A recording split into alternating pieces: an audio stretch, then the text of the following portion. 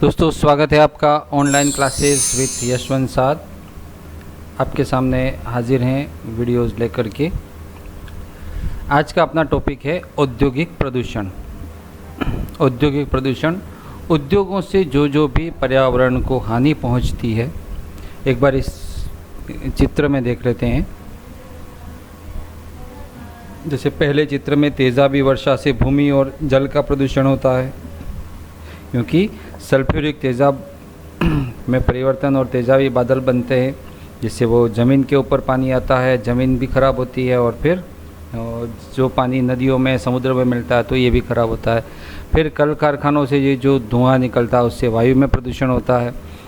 इन तेज़ आवाज़ों से ध्वनि का प्रदूषण होता है और औद्योगिक अपशिष्ट से जल का भी प्रदूषण होता है। तो कहीं ना कहीं बहुत ज़्यादा नुकसान पहुंचता है उद्योगों से प्रकृति को। ओके, आगे बढ़ते हैं। जिस प्रकार विनिर्माण उद्योग आर्थिक तंत्र के विकास में सहायक है, ठीक वैसे ही मानव सभ्यता और प्रकृति के विनाश में भी सहायक है। दोनों बातें हैं, एक सिक्के के दो पहलू हैं। हमने एक पहलू को देखा था कि किस तरह से उससे विकास हो रहा है, किस तरह से चारों लोगों तरफ में खुशहाली आ रही है, परंतु इसका एक पहलू और भी है जो मानव सभ्यता और प्रकृति का विनाश भी करता है। क्योंकि कहीं ना कहीं अगर फ़ायदा हो रहा है तो प्रकृति के साथ खिलवाड़ भी हो रहा है। देश में जिन क्षेत्रों में औद्योगिकरण हुआ वहाँ नगरीकरण भी तीव्र गति से हुआ, क्योंकि उद्योग आते हैं तो वहाँ पर लोग जाकर रहना पसंद करते हैं। श्रमिक होते हैं वो वहीं पर रहते हैं, अपना परिवार वहीं बसा लेते हैं। तो उद्योगीकरण होगा तो नगरीकरण होगा, और नगरीकरण से फिर धीरे धीरे बहुत ज़्यादा जनसंख्या उस नगर में बढ़ जाती है।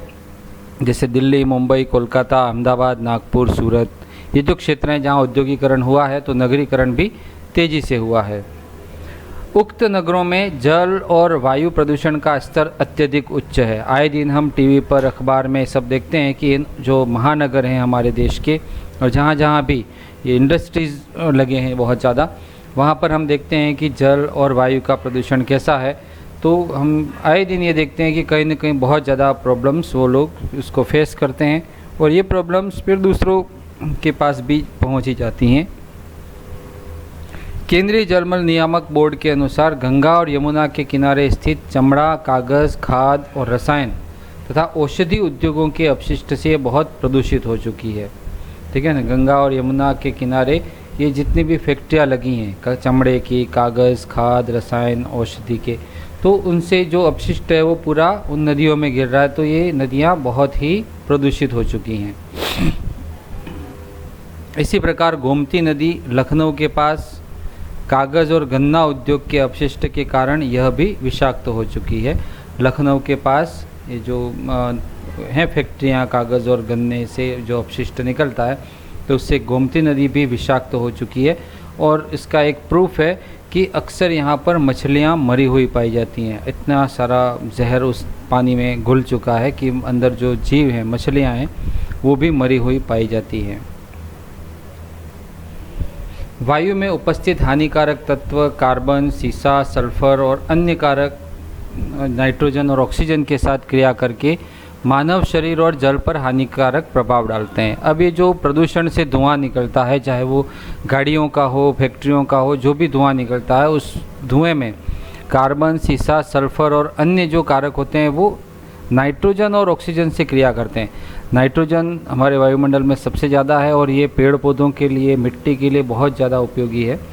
और जब ये दूसरे तत्व नाइट्रोजन से क्रिया करेंगे तो ये हमारी ज़मीन के अंदर जाएंगे और पेड़ पौधों से फसलों में उनमें जाएगा, और ऑक्सीजन के साथ क्रिया करके मनुष्य के शरीर पर जाएंगे। तो जो नाइट्रोजन वाली चीज़ें वो जल में भी जाएंगी। तो कहीं ना कहीं ये बहुत ज़्यादा नुकसान पहुँचाता है औद्योगिक प्रदूषण। औद्योगिक अपशिष्ट जल और वायु के द्वारा समुद्री भागों में पहुँच करके पारिस्थितिकी तंत्र और भोजन श्रृंखला को भी प्रभावित करता है।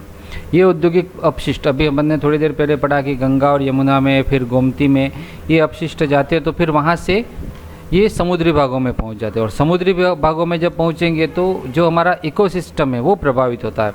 क्योंकि हम सब जानते हैं कि छोटा जीव, बड़ा जीव, फिर उससे बड़ा जीव, उससे बड़ा जीव, ये जो पूरा सिस्टम बना हो, खाद्य श्रृंखला, खाद्य जाल, अपने विज्ञान में पढ़ा होगा। तो ये जब एक दूसरे पर निर्भरता होती है, अगर एक छोटा जीव खत्म हो जाता है तो उसके ऊपर निर्भर बड़ा जीव वो भी खत्म हो जाएगा, फिर उसके ऊपर निर्भर बड़ा जीव वो भी खत्म हो जाता है। तो इस तरह से जो खाद्य श्रृंखला है वो पूरी प्रभावित हो जाती है हमारी।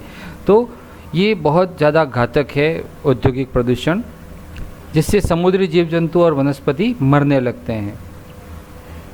समुद्री जहाज़ों का अपशिष्ट, समुद्रों में तेल निकालना, शोधन करना, परमाणु परीक्षण करना, ये सभी समुद्री जल को प्रदूषित कर रहे हैं। तो समुद्र के अंदर जो वनस्पति है, समुद्र में जो जीव हैं, उन सब के ऊपर बहुत ज़्यादा खतरा मंडरा रहा है। और ये पृथ्वी सबके लिए है, सभी जीवों के लिए, केवल मनुष्य के लिए नहीं। पर मनुष्य ये समझ बैठा है कि ये केवल उसके लिए है। तो जहाँ ये विकास के साथ साथ विनाश की जो लीला है वो भी वो खेल रहा है। भारत में हर 8 में से 1 पक्षी लुप्त होने के कगार पर है, पर ये किसी के ध्यान में ही नहीं जाता कि ये पृथ्वी सभी जीवों के लिए है, केवल मनुष्य का अधिकार नहीं है। वरना ऐसा नहीं होता कि हर 8 में से 1 पक्षी लुप्त होने के कगार पर पहुंच जाता। विषैले तत्वों के भूमि में मिलने से भूमि की उर्वरता में कमी आ रही है। ये मनुष्य के लिए भी घातक है, पर मनुष्य अब भी नहीं समझ पा रहा, क्योंकि विषैले तत्व अगर ज़मीन में मिलेंगे तो भूमि का उपजाऊपन खत्म होगा। उपजाऊपन खत्म होगा तो भूमि के अंदर जो उपज आ रही है उसमें कमी आएगी, और जो मनुष्य की मूलभूत आवश्यकताओं में आता है भोजन, वो भोजन उसको फिर नहीं मिल पाएगा या शुद्ध भोजन नहीं मिल पाएगा। तब मनुष्य की जितनी भी विकास की चीज़ें हैं वो सभी धरी की धरी रह जाएंगी, क्योंकि मूलभूत आवश्यकताओं की तरफ ही ये इसका ध्यान नहीं जा रहा है। सदावाहिनी नदियों के जल स्रोत गंगोत्री और यमुनोत्री भी तापमान में वृद्धि से सूखने के कगार पर है। और इंडस्ट्रीज से, प्रदूषण से जितना टेम्परेचर बढ़ा, जिसको अपन ग्लोबल वार्मिंग कहते हैं, वैश्विक उष्मीकरण जो होता है वो बढ़ा, तो जिससे हमेशा जो बहने वाली नदियाँ थी हमारे गंगा और यमुना, उनके जो जल स्रोत हैं जहाँ से निकलते हैं गंगोत्री और यमुनोत्री, तो वो भी अब सूखने के कगार पर पहुँच गए हैं। तो कहीं ऐसा ना हो कि विकास के साथ साथ विनाश की बड़ी लीला की तरफ भी हम जा रहे हों। तो इसलिए मनुष्य को अब भी सचेत होना ज़रूरी हो गया है। अगर ऐसा ही रहा तो भविष्य बीमारियों से ग्रसित होगा और आपदाओं से भरपूर होगा, और तब शायद मनुष्य के पास और कोई रास्ता नहीं बचेगा। परंतु ये इसको सुधर जाना चाहिए कि विकास के साथ साथ पर्यावरण की तरफ भी ध्यान रखे, दूसरे जीव जंतुओं की तरफ भी ध्यान रखे, और दूसरों को हानि ना पहुँचे, प्रकृति को हानि ना पहुँचे, ऐसा विकास हो, वही बेहतर होगा।